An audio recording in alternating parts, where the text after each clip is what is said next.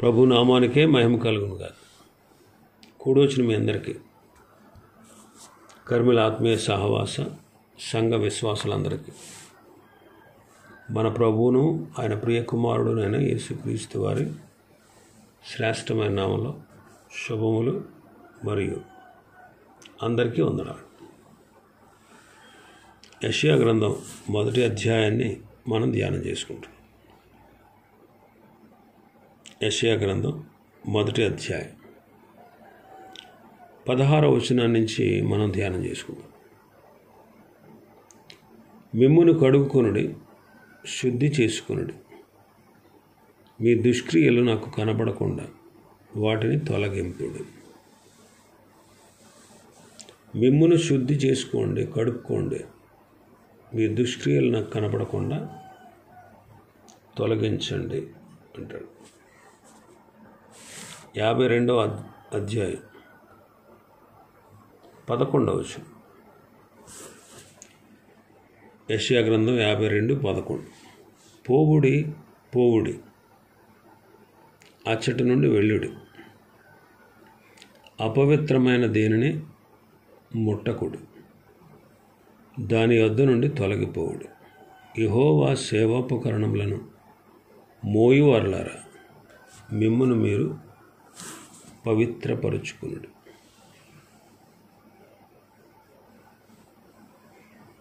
ఇరవై 26వ కీర్తన 6వ వచనం. నిర్దోషినని నా చేతులు కడుక్కొందును, యెహోవా నీ బలిపీఠము చుట్టూ ప్రదక్షిణము చేయదు.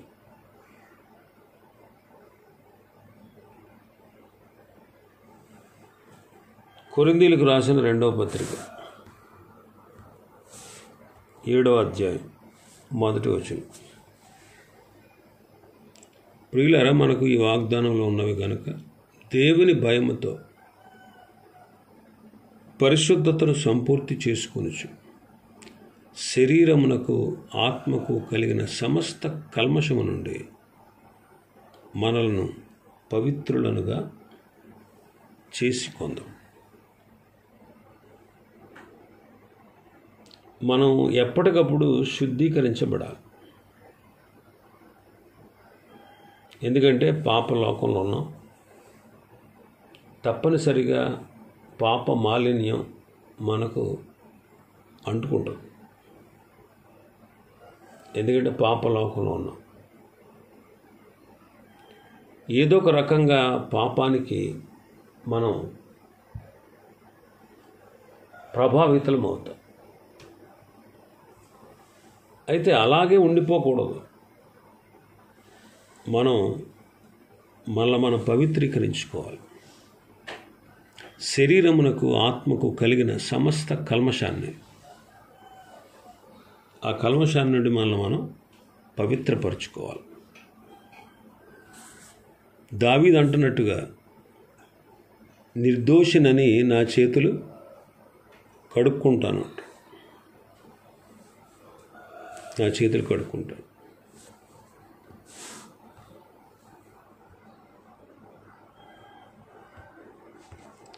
కాబట్టి దేవుని బిడ్డలైనటువంటి మనం అపవిత్రమైన దాన్ని ముట్టకుండా దాని నుండి దూరంగా తొలగిపోతూ మనల్ని మనం పవిత్రంగా కాపాడుకోవాలి, పవిత్రపరచుకోవాలి. ఇంకా మన భాగంలోకి వస్తే 7వ వచనం 17వ వచనం. కీడు చేయుట మానుడే, మేలు చేయ నేర్చుకునుడు, న్యాయము జాగ్రత్తగా విచారించుడి, హింసించబడి వారిని విడిపించుడి, తండ్రి లేని వారికి న్యాయము తీర్చుడి, విధవరాలి పక్షముగా వాదించుడి. కీడు చేయుట మాని మేలు చేయండి, న్యాయాన్ని జాగ్రత్తగా విచారించండి, హింసించబడి వారిని విడిపించండి, తండ్రి లేని వారికి న్యాయం తీర్చండి, విధవరాలి పక్షంగా వాదించండి. ఎందుకు మాటలు చెబుతున్నారంటే, అంతకుముందు వచనాల్లో మనం చూసాం 10వ వచనం నుంచి 15వ వచనం వరకు. మీ చేతులు రక్తముతో నిండిపోయాయి.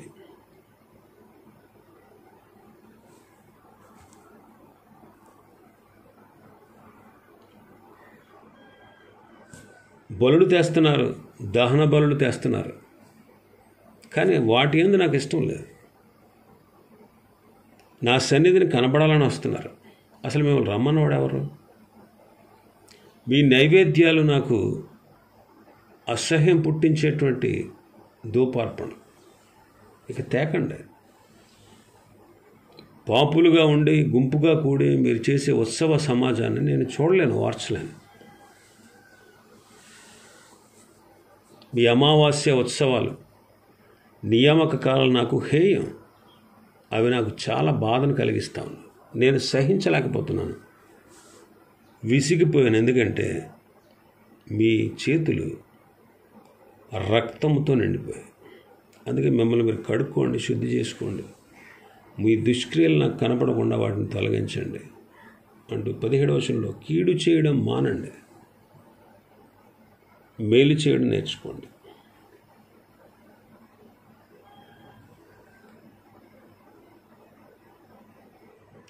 న్యాయాన్ని జాగ్రత్తగా విచారించండి. మీరు ఎవరినైతే హింసిస్తూ ఉన్నారో వారిని విడిపించండి. తండ్రి లేని వారికి న్యాయం తీర్చండి, విధవరాలి పక్షంగా వాదించండి అంటారు. ఇర్మీయా గ్రంథం 25వ అధ్యాయం 4వ వచనం నుంచి, మీ చేతుల వలన, మీ చేతి పనుల వలన నాకు కోపం పుట్టించకుండానట్లును, నేను మీకు ఏ బాధయు కలుగజేయకుండానట్లును అన్య దేవతలను అనుసరించుటయు, వాటిని పూజించుటయు, వాటికి నమస్కారం చేయుటయు మాని, మీరందరూ మీ చెడ్డ మార్గమును, మీ దుష్టక్రియలను విడిచిపెట్టి తిరిగిన ఎడల యెహోవా మీకును మీ పితరులకును నిత్య నివాసముగా దయచేసిన దేశంలో మీరు నివసింతురని చెప్పుటకై యెహోవా పెందలకడ లేచి ప్రవక్తలైన తన సేవకులందరినీ మీ వద్దకు పంపుచు వచ్చినను మీరు వినకపోతిరి, వినుటకు మీరు చెవియొగ్గకుంటిరి. మీ దుష్టక్రియలు విడిచిపెట్టి, మీ చెడు మార్గాలు విడిచిపెట్టి,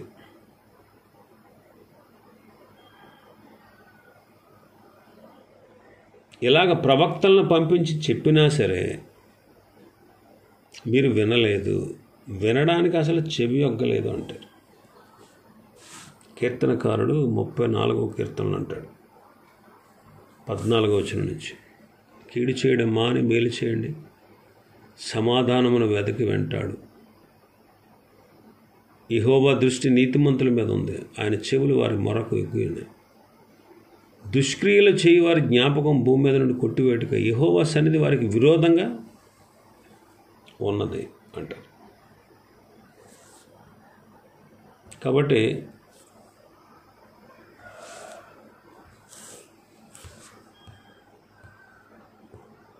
కీడు చేయడం మాని మేలు చేయడం, న్యాయం జరిగించడం, ఇతరులను హింసించకుండా ఉండడం, తండ్రి లేని వారి పక్షాన న్యాయం చేయడం, విధవరాలి పక్షంగా వాదించడం, ఇవి సత్క్రియలు. అందుకే ప్రభు అంటారు మత్తయి సువార్త 5:16లో, మనుష్యులు మీ సత్క్రియలు చూచి పరలోకమందున్న మీ దేవుని మహింపరచునట్లు వారి ఎదుట మీ వెలుగు ప్రకాశింపనీయుడి అంటారు. తిమోతి మొదటి పత్రిక 6వ అధ్యాయం 18వ వచనంలో చెప్తున్నారు, ఇహమందు ధనవంతులైన వారి గూర్చి వారు వాస్తవమైన జీవం సంపాదించుకునే నిమిత్తం రాబో కాలమునకు మంచి పునాది తమ కొరకు వేసుకొంచు మేలు చేసేవారుగా, సత్క్రియలు అను ధనము గలవారుగా, ఔదార్యము గలవారుగా, తమ ధనములు ఇతరులకు పాలిచ్చేవారుగా ఉండాలి అని ధనవంతులకు ఆజ్ఞాపిస్తూ ఉన్నాడు. ఇంకా మన భాగంలోకి వస్తే, న్యాయాన్ని జాగ్రత్తగా విచారించండి, అంటాడు. 58వ అధ్యాయం యెషయా గ్రంథం 6వ వచనం చదివితే, దుర్మార్గులు కట్టిన కట్లను విప్పుటయు, కాడిమాను మోకులు తీయుటయు, బాధింపబడిన వారిని విడిపించుటయు, ప్రతి కాడిని విరగ్గొట్టుటయు నేను ఏర్పరచుకున్న ఉపవాసము కదా అంట. కాబట్టి మనం విడిపించాలి. దుర్మార్గులు కట్టిన కట్లు, బాధించబడి వారిని విడిపించుట ప్రార్థన ద్వారా, ఉపవాసము ద్వారా మనం చేయాల్సింది అది. అనేక మంది బంధించబడి ఉన్నారు.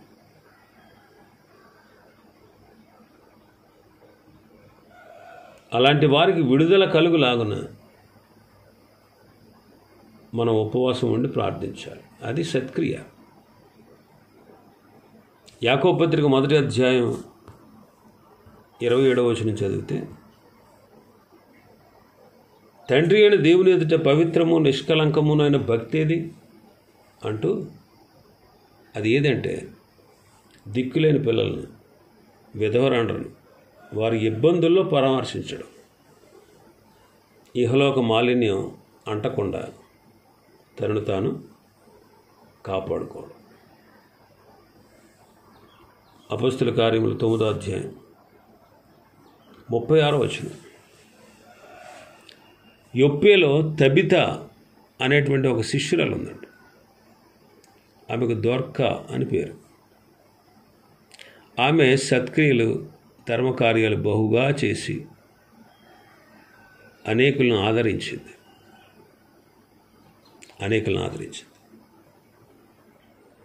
ఇంకా మన భాగంలోకి వస్తే ప్రభు అంటారు 18వ వచనంలో, 18వ వచనం, యెహోవా ఈ మాట సెలవిచ్చుచున్నాడు, రండి మన వివాదము తీర్చుకుందాం. మీ పాపములు రక్తము వలె ఎర్రనివైనను అవి హిమము వలె తెల్లబడును, కెంపు వలె ఎర్రనివైనను అవి గొర్రుబొచ్చు వలె తెల్లనివగు. ఇక్కడ ప్రభు పిలుస్తున్నాడు, రండి మన వివాదం తీర్చుకుందాం. మీ పాపములు రక్తములాగా ఎర్రనివైన హిమము వలె తెల్లబోతాయి, కెంపు వలె ఎర్రగానే ఉన్న అవి గొర్రుబొచ్చు వలె తెల్లనివగుతాయి. ఇది కృపా కనికరములతో కూడినటువంటి మాట. మరణాన్ని, జీవాన్ని దేవుడు ఇశ్రాయేలు ఎదుట ఉంచగా, మీరు ఏది కోరుకుంటారో కోరుకోండి, అది మీకు ఇస్తానని ప్రభు చెప్పాడు.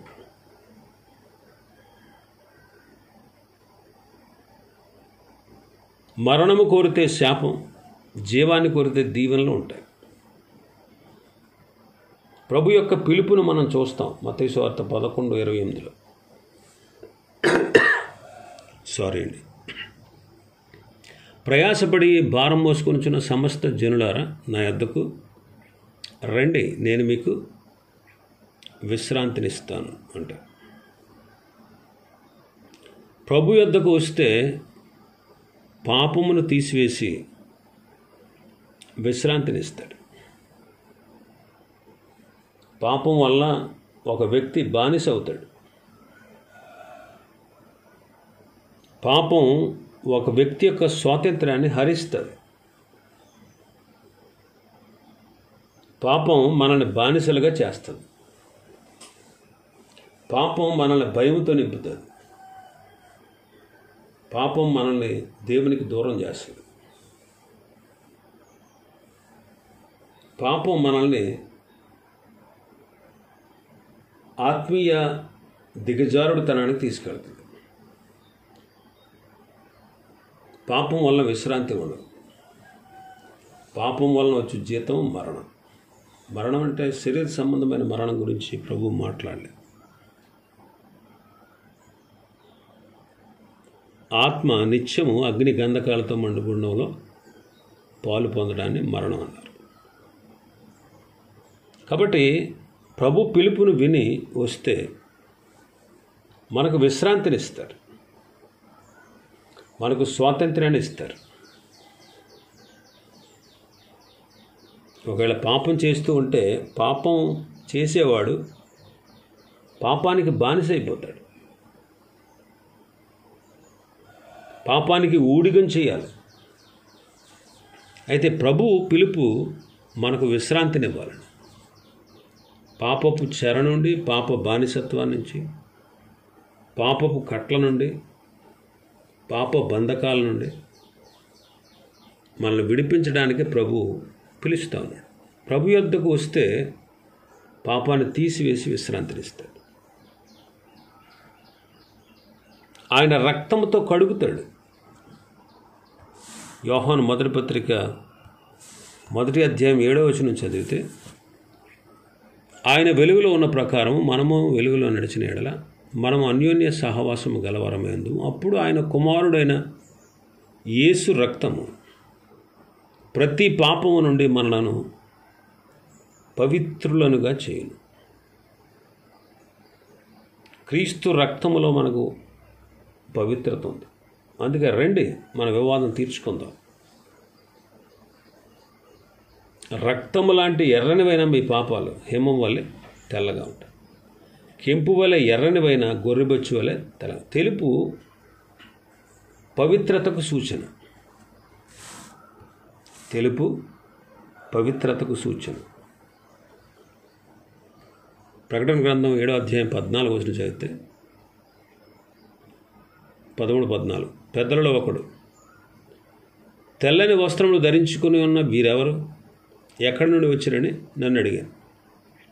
అందుకు నేను, అయ్యా నీకే తెలియను అనగా అతడు ఇలాగ నాతో చెప్పి, వీరు మహాశ్రమల నుండి వచ్చినవారు, గొర్రెపిల్ల రక్తములో తమ వస్త్రములను ఉదుకుకొని వాటిని తెలుపు చేసుకున్నారు.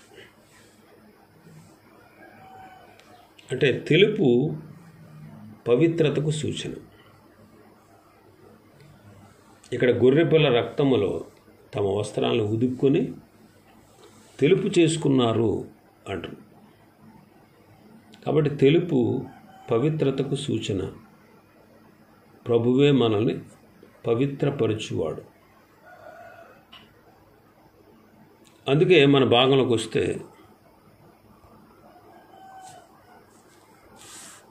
18వ వచనంలో, 19వ వచనం, మీరు సమ్మతించి నా మాట వినిన ఎడల మీరు భూమి యొక్క మంచి పదార్థములు అనుభవిస్తారు. సమ్మతించక తిరగబడితే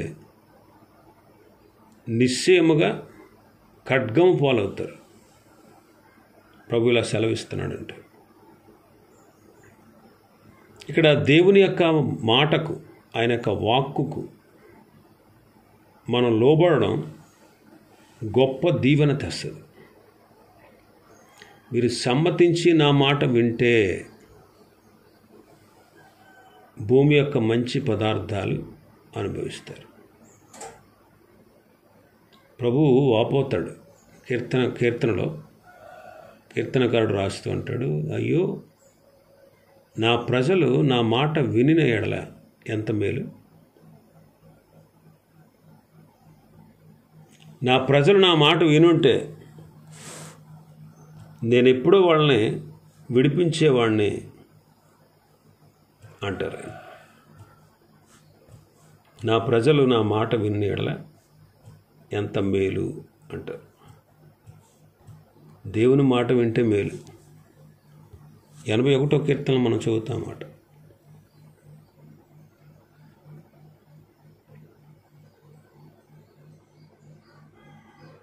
నా ప్రజలు నా మాట ఆలకించలేదు, ఇశ్రాయేలులు నా మాట వినకపోయిరి.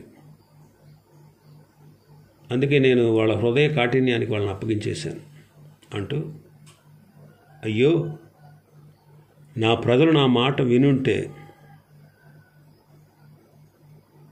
నా మార్గాలు అనుసరించి ఉంటే వాళ్ళకి ఎంత మేలు. అప్పుడు నేను వేగరమే వారి శత్రువును అణగదొక్కుతాను, వారి విరోధులను కొడతాను. యెహోవాను ద్వేషించేవారు వారికి లొంగేటట్లు చేస్తాను, వారి కాలము శాశ్వతంగా ఉండేటట్లుగా చేస్తాను. అతి శ్రేష్టమైన గోధుమలను అనుగ్రహించి నేను వారిని పోషిస్తాను. కొండ తేనెతో తృప్తిపరుస్తాను అంటాడు. కానీ ప్రజలు ఆయన మాట వినలేదు. వినుంటే ఎంత మేలో, ఎప్పుడో మేలు జరిగి ఉండేది వింటే. అంటే దేవుని వాక్కుకు లోబడడం వల్ల మనం గొప్ప దీవెన పొందుకోగలం. తిరుగుబాటు చేస్తూ ఉంటే మరణం, నాశనం, శాశ్వత శిక్ష మనకు ప్రాప్తిస్తాయి. సమ్మతించుటకు మార్పు అనేది, సిద్ధపాటు అనేది అవసరం. కాబట్టి మీరు సమ్మతించి నా మాట వింటే భూమి యొక్క మంచి పదార్థాలు అనుభవిస్తారు. సమ్మతించక తిరగబడ్డారా,